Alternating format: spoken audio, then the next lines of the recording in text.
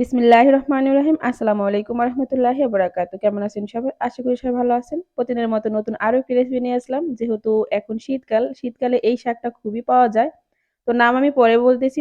মাছ মাংস খেতে, খেতে কিন্তু আমাদের মুখের রুচি একদমই চলে যায়। খেতে ভালো লাগে না। বিশেষ করে আমি তো মাছ মাংস দিয়ে ভাত তেমন একটা খেতে পারি না। শাক হলে আমার আর কিছুই লাগে না। তো এরকম শাক হলে কিন্তু ১ প্লেট ভাত নিমেষেই খাওয়া যায়। তো এই শাকগুলো আমাদের এই বরিশালে বলে বেতো শাক বা বাইতা শাক। অনেক অঞ্চলে অনেক নামে এই শাকটা পরিচিত। তো আপনাদের অঞ্চলে কি নামে পরিচিত সেটা অবশ্যই কমেন্ট বক্সে কমেন্টস করে জানাবেন। তো আমরা এটাকে বেতো শাক বলি। তো আজকে আমি এই শাকটা রান্না করব। এখানে আমি খুব একদম ফ্রেশ এই শাকগুলো আমার মা সকালবেলা উঠিয়ে আনছে। তো আমি সবসময় ফ্রেশ জিনিস হলেই মন চায় একটু ভিডিও করি। এখানে আমি শুধু দিয়েছি কয়েকটা লাউ পাতা আমাদের গাছের একদম কচি, কচি যে পাতাগুলো ওইগুলো দিয়েছি। তো আপনারা চাইলে শুধু বেতো শাকও রান্না করতে পারেন। আমি এটা একটু নরম করে ভর্তা টাইপ করে রান্না করব সেজন্য কটা লাউ পাতা দিয়ে দিয়েছি। তারপর আমি সবার আগে শাকগুলোকে একটা পাতিলে দিয়ে দিলাম। আর আমি শাকগুলোকে আগে সেদ্ধ করে নেব এভাবে দেখুন কিভাবে নিতেছি।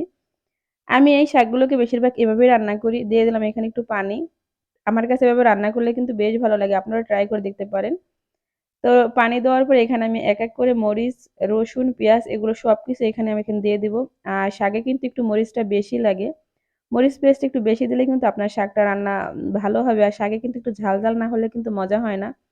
অবশ্যই কিন্তু আর রসুন কিন্তু অবশ্যই দিবেন। রসুনটা একটু বেশি পরিমাণ দেওয়ার চেষ্টা করবেন। শাকে আপনি যত রসুন পেঁয়াজ দিবেন আপনার শাক তত ভালো হবে। শাক এবং রসুন, পেঁয়াজ এবং মরিচ এই ৩ টা জিনিসই কিন্তু মেইন। আমি এখন যেমন দিলাম আমি কিন্তু লাস্টে আবারও দিব। তো এখন আমি এখানে দিয়ে দিলাম লবণ। লবণটা আপনি অবশ্যই পরিমাণ মতো দিবেন। আর এই শাক কিন্তু এখন যতটা দেখতেছেন কিছুক্ষণ গেলেই কিন্তু শাক অর্ধেকটা হয়ে যাবে। আর এই বেতো শাকগুলো কিন্তু শীতকালে বেশি পাওয়া যায়। এগুলো বেশিরভাগ দেখা যায় ধনিয়া খেতে বা গম খেতে। আমাদের এইখানে কিন্তু ধনিয়া খেতে এই শাকগুলো ধনিয়া ক্ষেত থেকে আনছে। তো এরপর দেখুন প্রায় ২ মিনিটের ভিতরেই শাকটা কতটা কমে গেছে। আমি একটু এই মরিচ পেস্টগুলো একটু ভিতরে ঢুকিয়ে দিব। আমি কিন্তু একদম নাড়াচাড়া এখন বেশি একটা করব না। যেহেতু একটু নিচে পানি দিয়ে দিয়েছি। এটা পুড়ে যাবে না। তো এই শাক থেকে কিন্তু আরো পানি উঠবে। আর দেখবেন আরো অনেক কমে যাবে এই শাক। এরপর আমি আবারও ঢাকনা দিয়ে প্রায় ৪-৫ মিনিটের মতো এটাকে আমি রেখে দেব। আর এখানে আমি এখন একটু দিয়ে দিচ্ছি পেঁয়াজের পাতা। এখন যেহেতু পেঁয়াজের কলির সিজন খুবই পাওয়া যায়। এটা আপনারা চাইলে স্কিপও করতে পারেন। না দিলে কোনো সমস্যা না। কিন্তু এটা দিয়ে দেখতে পারেন দারুণ হয়। তো আমি পেঁয়াজের পাতাগুলো দিয়ে ঢাকনা দিয়ে ঢেকে দিলাম। প্রায় আরো ৫ থেকে ১০ মিনিটের মতো দেখুন শাকটা একদমই প্রায় কমে গেছে। আমি খুব সুন্দর করে এখন একটু নেড়েচেড়ে দেবো। এর মাঝখানে কিন্তু আমি একটুও নাড়ি নাই। আর আপনারা কিন্তু অবশ্যই যদি লাকড়ির চুলায় রান্না করেন অবশ্যই নাড়াচাড়া দিবেন। না হলে কিন্তু আবার পুড়ে যেতে পারে। এবার আমি খুব সুন্দর করে নেড়েচেড়ে নেব। এই শাকটা যে এত পরিমাণে টেস্ট হয় আমি কিন্তু এই শীতের সিজন আসলে প্রায় আমার মাকে দিয়ে আনাই এই শাকটা আমি খুবই পছন্দ করি। শীতকাল আসলে আমি বেতো শাক যে কতবার খাবো। আর দেখুন এই শাকটা কিন্তু অনেকটাই নরম হয়ে গেছে। আর আমি এই শাকটাকে একটু ভর্তা, ভর্তা টাইপের করে রান্না করব। আমি আরো কিছুক্ষণ এই শাকটাকে একটু সেদ্ধ করে নেব। আমি ঢাকনা দিয়ে চুলার জালটাকে আরেকটু কমিয়ে দিয়ে দিলাম। দেখুন আরো প্রায় ৫ মিনিট পর চলে আসলাম। দেখুন এখন অনেকটাই নরম হয়ে গেছে এবং ভর্তা টাইপেরই হয়ে গেছে। একটু দিয়ে আমি হাতার সাহায্যে একটু ঠেসে, ঠেসে দিব যাতে আরেকটু গলে যায়। একেবারে খুব একটা ভর্তা করব না। ঠিক এরকমভাবে এটাকে নামিয়ে ফেলবো। এবার আমি ফাইনাল যেটা এখন আমি এটাকে ফোড়ন দিব।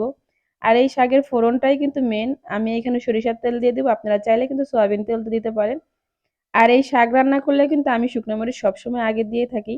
আমি এখানে ২-৩ টা শুকনো মরিচ ছিঁড়ে তারপরে এখানে দিয়ে দিলাম।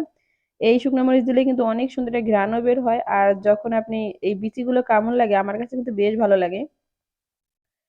এরপরে এখানে আমি দিয়ে দিলাম রসুন। রসুন কিন্তু আমি ১ম এ অনেকটাই দিয়েছি। আবারও প্রায় একটা রসুন আমি কেটে তারপরে এখানে দিয়ে দিলাম। এরপর এখানে আমি যেটা দিলাম এটা হলো চিংড়ি মাছের শুঁটকি। এটা চাইলে আপনি স্কিপ করতে পারেন। তবে এটা দিয়ে দেখতে পারেন। চিংড়ি মাছের শুঁটকি বা চিংড়ি মাছ যাই দেন খুব টেস্ট হয়। এটা আমার কাছে শুঁটকি মাছ দিয়ে রান্না করলে একটা ঘ্রাণও বের হয়।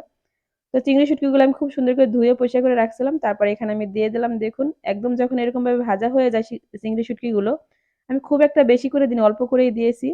তারপর আমি এই শাকগুলো এখানে দিয়ে দেব। খুব সুন্দর করে এই তেলের মধ্যে এই শাকটাকে নেড়েচেড়ে মিশিয়ে নেব।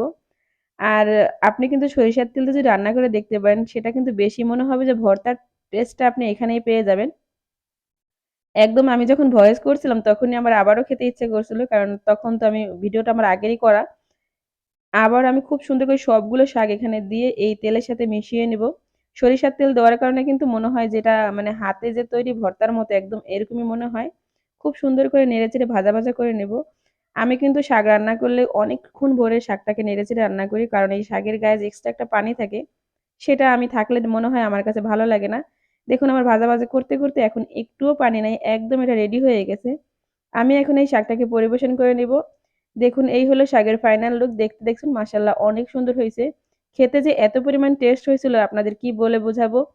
আমার বাসার সবাই খেয়ে অনেক মজা হয়েছে বলছে, তো আপনারা একবার হলে ট্রাই করে দেখতে পারেন। বেতো শাকের এই সহজ রেসিপিটা আপনি গরম ভাত বা রুটি যেকোনো কিছুর সাথে খেয়ে দেখতে পারেন। তো বন্ধুরা কেমন লাগলো আমার এই শাকের রেসিপিটা? অবশ্যই কিন্তু কমেন্টস করে জানাবেন। আর ভিডিওতে যারা এখনো একটা লাইক দেন নাই, প্লিজ একটা লাইক দিবেন। আর চ্যানেল নতুন হলে কিন্তু অবশ্যই সাবস্ক্রাইব করে পাশে থাকা ছোট্ট বেল আইকনটা অন করে দিন, যাতে পরবর্তী কোনো ভিডিও আপলোড দিলে সবার আগে আপনাদের মাঝে চলে যায়। আর যারা আমার এই ভিডিওটা ফেসবুক থেকে দেখছেন তারা অবশ্যই আমার ফেসবুকটাকে ফলো দিয়ে যাবেন। লাইক, শেয়ার, কমেন্টস করবেন। সবাই ভালো থাকবেন, সুস্থ থাকবেন। আজকের মতো এখানেই বিদায় নেব। আসসালামু আলাইকুম ওয়া রাহমাতুল্লাহি ওয়া বারাকাতুহু।